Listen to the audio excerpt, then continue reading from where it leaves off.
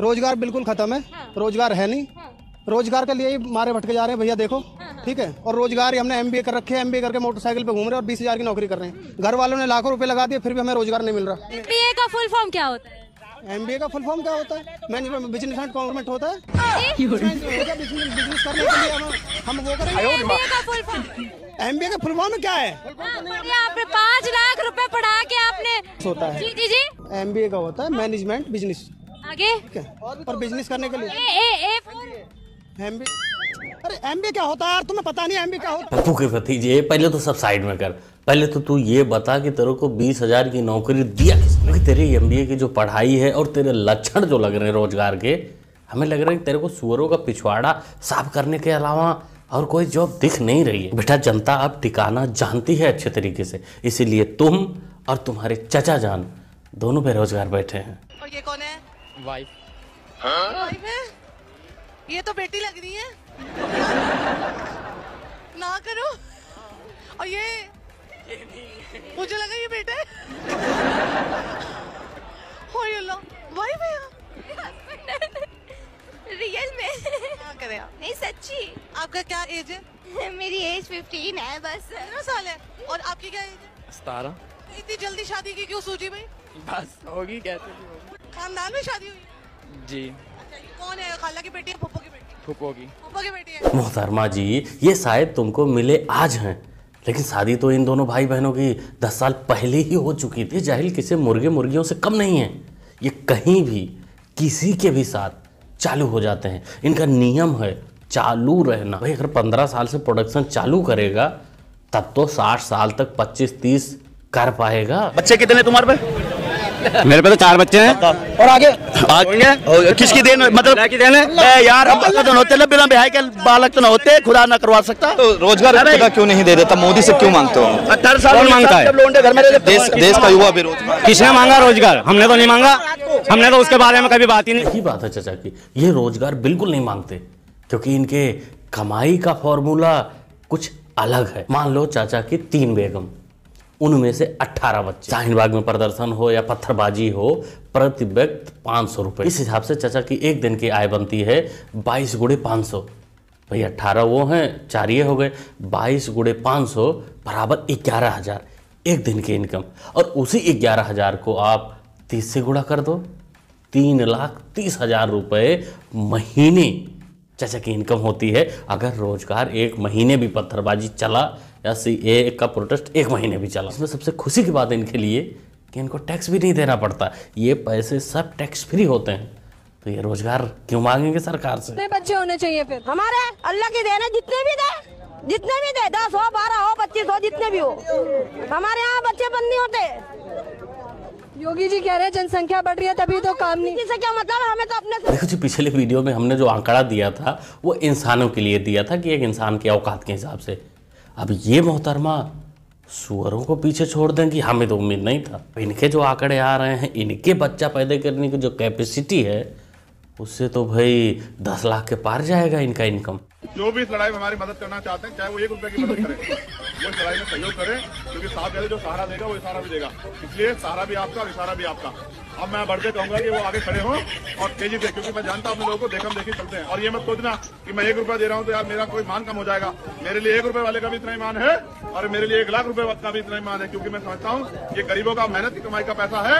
ये 1 लाख रुपए से भी बढ़ गया है, इसलिए प्लीज संकोच, लेकिन अपना योगदान जरूर। गजब का भिखमंगा आदमी है, टेंट लगाकर भी मांग रहा है।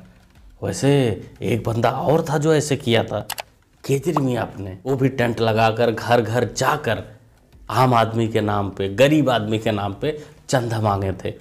आज वही शीर्ष पर बैठा मौज ले रहा है, उसके और नेता जेल में पड़े हैं और जनता झेल रही है जैसे तक। जो हाथ दान ले रहे हैं, चंदा मांग रहे हैं, ये वही लोग हैं जो मंदिरों की दान पेटियों का मजाक उड़ाते थे। फिर मेरी बात समझो। मैं मायावती को वोट देता है, देता मरूंगा, चाहे मेरे बताना भी निकल जाओ, चाहे तुम्हारे सामने झंडा टू बोला मेरा। मैं किसी के ऊपर नहीं हूँ, मैं मायावती को जानूंगा, तुम आ दूंगा। मुझे एक बात, मैं खरीदूंगा। चाचा ने तो 1 रुपए का चंदा दे दिया था भाई, भीख समझकर, लेकिन वोट तो मायावती को ही जाएगा।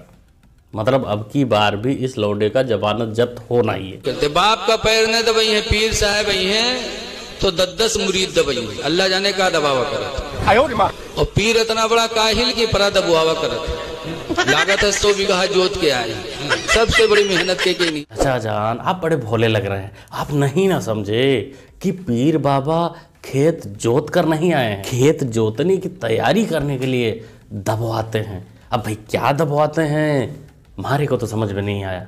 आप लोगों को आ रहा है कि पीर साहब क्या दबवाते हैं?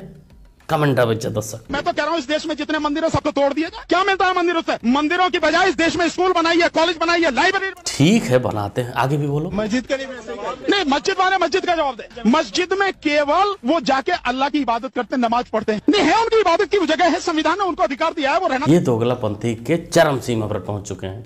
इनका नाम है एडवोकेट भानु प्रताप सिंह और इसी अच्छे कार्य की वजह से इनको इनाम दिया है सपा ने, बबुआ ने। इनको मेरठ से टिकट मिल गया। जो जितना अच्छा हिंदुओं को गाली दे सकता हो या उनके धार्मिक आस्थाओं पर चोट पहुंचा सकता हो, उनको पद उतना ही बड़ा मिल सकता है। कि आप लोग समझ सकते हैं कि बबुआ क्या खेल खेलना चाहता है। लेकिन तू कर भी क्या सकता है यार? हाँ, मैं कर क्या सकता हूँ?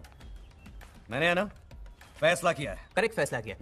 तू कुछ नहीं कर सकता। मैं कुछ नहीं कर सकता। मैं कुछ नहीं कर सकता। मैं बताता हूँ मैं क्या कर सकता हूँ। मैं ना क्या कर सकता हूँ। यही हालत सेम टू सेम अपने पप्पू भैया का है। करना तो बहुत कुछ चाहते हैं, बोलना तो बहुत कुछ चाहते हैं, लेकिन पता ही कुछ नहीं है। और सरकार में आने के बाद जो करना चाहते हैं वो तो हो ही नहीं रहा, सरकार आ ही नहीं रही। मुझे तो पहली बार हिंदुस्तान को नजदीकी से देखने का मौका मिला। मेरे दिमाग में एक हिंदुस्तान था, एक इंप्रेशन था, और जैसे ही मैं चलना शुरू किया वो इंप्रेशन टूटता गया, बदलता गया, और अंत में जब मैं कश्मीर पहुंचा, मेरा रियलाइजेशन ये था कि जिस चीज को मैं हिंदुस्तान मानता था वो एक्चुअली हिंदुस्तान था ही नहीं। वो मेरे इमेजिनेशन का हिंदुस्तान था, अनइन्फॉर्म्ड हिंदुस्तान। और ये जो मैं हिंदुस्तान भारत जोड़ो यात्रा में जिसको देखा है, ये भी एक प्रकार से अनइन्फॉर्म्ड हिंदुस्तान है। ये पहले वाले हिंदुस्तान से बेहतर इन्फॉर्म्ड है, मगर ये भी हिंदुस्तान की समझ नहीं है, सुपरफिशियल। इस 43 सेकंड के वीडियो ने पप्पू ने किस हिंदुस्तान की बात की और क्यों की, भाई हमारे को तो समझ में कुछ नहीं आया। उम्मीद करता हूँ, पूरा विश्वास है कि आपको भी कुछ समझ में नहीं आया होगा।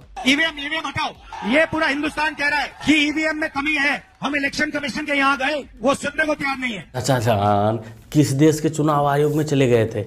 क्योंकि भाई भारत के चुनाव आयोग ने तो बुलाया था 2017 में कि आओ ईवीएम को हैक करके दिखाओ, तब तो कोई नहीं गया। अडानी नंबर 1 कैसे बना? विकास करना है देश को। अडानी मेरे सामने सूरत म्युनिसिपैलिटी के अंदर चप्पल काटता था। गौतम अडानी मेरे सामने चप्पल काटता था सूरत म्युनिसिपल कॉर्पोरेशन के अंदर। मैंने देखा है उस आदमी को, आपने नहीं देखा गौतम को। आपने देखा है गौतम अडानी को? वो चप्पल घिसते हुए देखा है मैंने सूरत म्युनिसिपल कॉर्पोरेशन के अंदर। क्या बात करते हो? तो कैसे इतना आगे पहुंच गए? वही तो मोदी का मेहरबानी है। 2014 के बाद उसका ग्राफ बढ़ गया। जैसे मोदी जी आए, एक के बाद एक देना शुरू कर दिया उसको डिफेंस में। तो बोले वो अडानी, अंबानी डिफेंस, सीमेंट में तो अंबानी, रेलवे में अंबानी, एयरपोर्ट अडानी अंबानी, गैस अडानी अंबानी। क्या करते रहे? छोटे व्यापारियों का, दुकानदारों का, उद्योगपतियों का क्या होगा? पप्पू के चमचे भी पप्पू से 4 कदम आगे ही बकलोली करते हैं, वो पीछे बिल्कुल नहीं है। अडानी चप्पल घिस कर, चप्पल काट कर नंबर 1 हो गया और तुम चप्पल चाट कर वहीं के वहीं रह गए। अब देखो बेटा, तुम यहीं के यहीं हो तो इसमें अडानी की तो कोई गलती है नहीं, तुम्हारे चाटने में कमी रह गई। तुमने लगता है चप्पल के नीचे वाले सोल को अच्छे तरीके से चाटा नहीं, इसलिए तुम्हारे ऊपर बैठे लोग खुश नहीं हुए। तेरे को लगता है कि अडानी को मोदी ने बनाया, मोदी का दोस्त है अडानी, तो तू भी तो मोदी का दोस्त बन सकता था ना, लेकिन नहीं। तो इस बंदे के जैसा MBA किया होगा ना, तो पैसा तो बर्बाद ही होगा घर वालों का। बाकी दोस्तों क्या सोचते हैं आप लोग इसके बारे में, ऐसे MBA करने वाले के बारे में जो झूठा बताते हैं सरकार को बदनाम करने के लिए, मैंने MBA किया, मुझे जॉब नहीं मिला, ये वो, और इन जैसे चाटने वालों के बारे में कमेंट करके बताइए। ओवरऑल पूरी वीडियो के बारे में जो भी क्लिप आपको पसंद आई हो उस पर अपना रिएक्शन दे सकते हैं, कमेंट कर सकते हैं, कमेंट बॉक्स खाली है। मुन्ना भाई को सपोर्ट भी कर सकते हैं चैनल को सब्सक्राइब करके, जो कि होता है बिल्कुल फ्री। तो सब्सक्राइब करिए, जुड़ जाइए। मिलते हैं अगली वीडियो में। Thanks for watching.